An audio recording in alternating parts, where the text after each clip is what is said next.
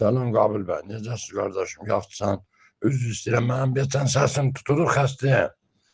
Qabil bəy, Allah sənin canını sağ eləsin, Allah ballağı saxlasın.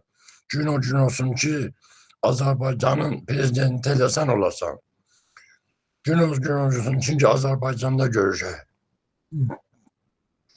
Onu da istəydim deyəm ki, Qabil bəy, mən inan Allaha, Çapayovda bir dənə övdə remont aparırdı.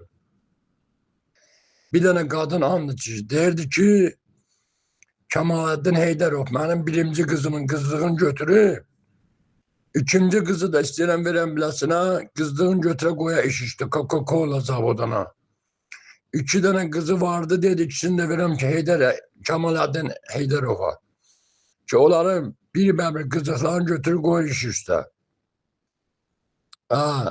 Yəni bu uğraşların əlindən bu ölkə rahat olsa, millət bir nəfəs alar.